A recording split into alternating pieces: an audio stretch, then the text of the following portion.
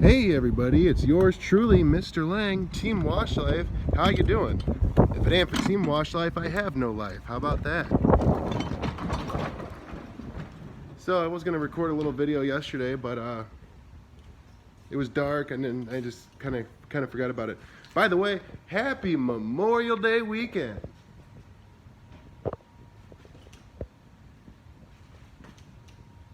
Yeah, it's good vibes everywhere, baby. We're making it work. We're making it happen. What's happening, Captain? All right. Pitter patter, let's get at her. Go on and let's take a look at the van. We've done some upgrades. Check it out. Nothing new there. All right, let's get the door open. Still got to get a new door handle. As you can tell, we're using our hillbilly door on a string. Pitter patter, let's get at her. Door is open. Now let's explain this really quick, and then I'm going to show you the truck. Stick with me here. Here you'll see our WASHLIFE mixer, also known as the knockoff proportioner, the cheap way of doing things, the hillbilly this, you're ratchet if you use this thing.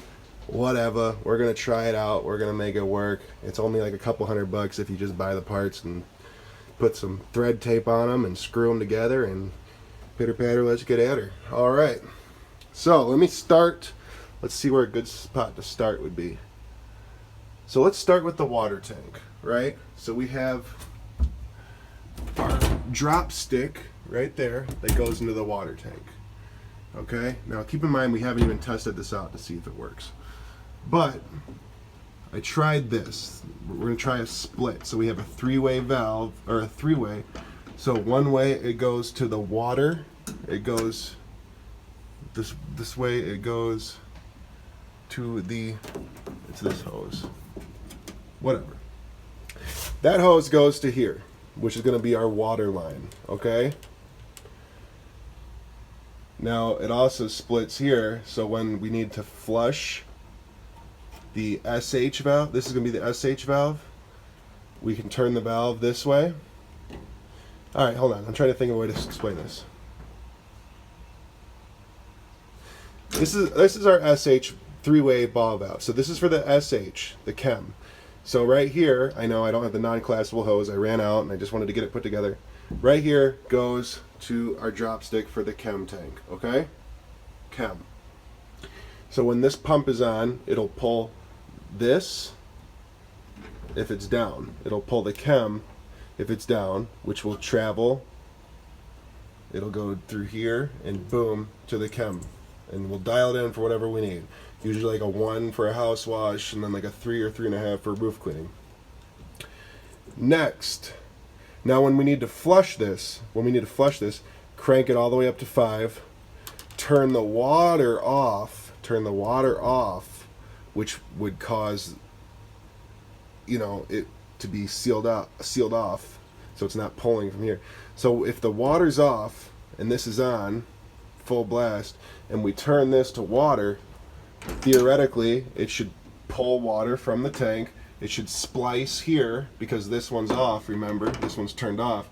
So it should splice here, go through here, and flush our SH valve.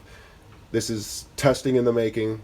We're hoping it works. If it doesn't work, what we'll have to do is get rid of this three-way valve and run the water line, its own drop stick, and the flush line for the SH, its own drop stick, okay?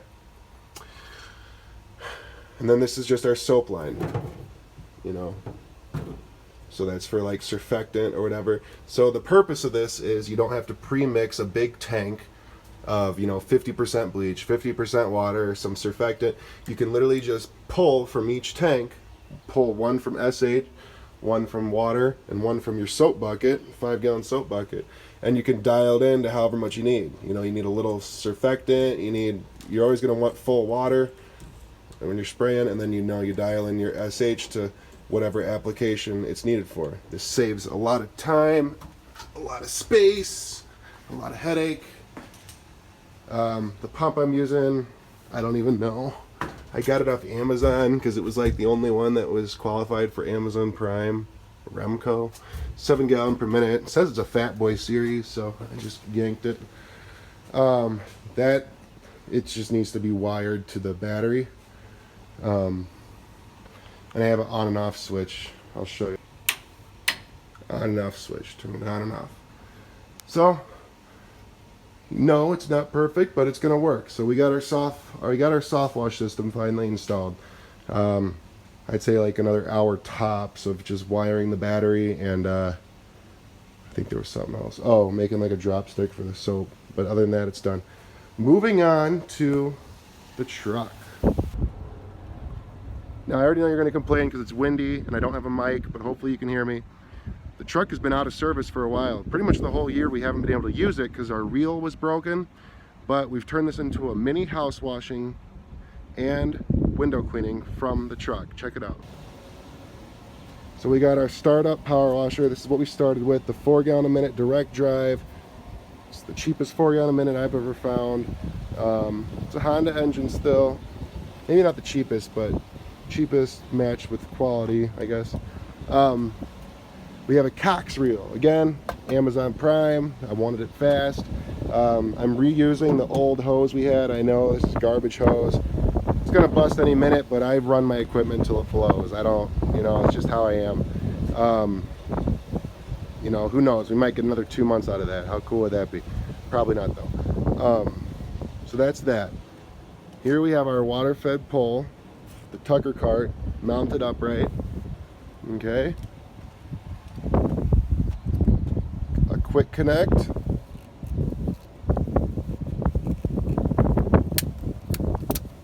So it pops off, pops on, pops off. Our hose is ran to the reel, and then a reduced hose barb. So this is just an air hose reel, and I just got the fittings to reduce it. And now we have air hose on our water-fed pole hose on the reel. That's, sorry, I know the wind's gonna be bad. That's 250 foot of hose. So the only thing left for this truck is a PVC pipe mounted, with right here, and then we'll get the U-bolts to, 2 brackets and the U-bolts to hold it up. So the pipe, and then there'll be a little screw cap on it or whatever, and that'll hold the water-fed pole. So this thing could do exterior window cleaning and small house washing. Got this all done yesterday, and we actually have a second one now. I got it used for a great deal. Thank you, Matthew Seeley. Came with a pole. This is an aluminum pole, I believe. So, but hey, man, we're set. It's a 35-foot pole, so we got a whole nother thing, which is great. It's great because we actually just closed on the high school again. We did the high school last year, and now we're going to do that again. So, and we got a big condo job with the exterior windows coming up. So everything's good. Everything's gravy. Now we're trying to brainstorm. Do we want to put both of them on the truck and just turn the truck into like a really fast window cleaning machine and kind of make the truck more like window cleaning and this one more power washing? Or do we want to mount this the cart in here somehow and just have it do everything? First initial thought, you might initially think like, oh dude, put the water-fed pole in the van, it makes way more sense. But when you're like out there doing it and you're doing the things, and you start to realize it really is important to master in on one craft, maybe just power washing or just soft washing, and then have something else for just window cleaning. It's a lot of extra stuff to carry. It's a lot more training. It just might be nice to have a crew dedicated to soft washing and a crew more dedicated to window cleaning. The crew could come by and, if it's a window cleaning job, the crew could do a house washing and window cleaning job. The house wash crew could come by, take the house wash out, go to the next job, do more house washing, and then the window cleaning crew could come up behind them and clean the windows. Food for thought.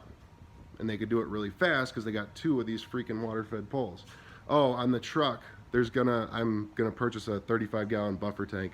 Same exact tank that we had on it. This is the tank that we had on the truck when I first started, and we moved it into the van. I'm just gonna grab another one, put it on the van or the truck, I'm going to get a 12-volt pump with 7 gallons per minute, and it's gonna be in between the tank and the power washer and water fed pole.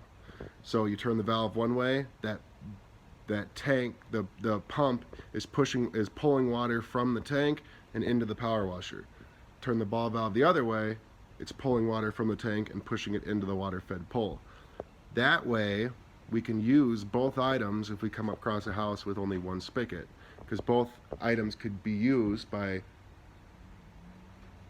being just screwing in straight to the house. You don't need a tank for them, but we can use both if there's only one spigot, which we come across a lot. Or we can use the equipment, we could use that pump if it's a really low flow home, which we do come across sometimes. We live in a more rural area, so there's low flow in those rural areas. So that's that. I know it was a lot packed in, but I wanted to show you. If you have any questions on the setup, let me know. I'll glance over it again. That's it. I use some self tappers and an impact driver to tap these in. It's super secure. Tapped right into the van.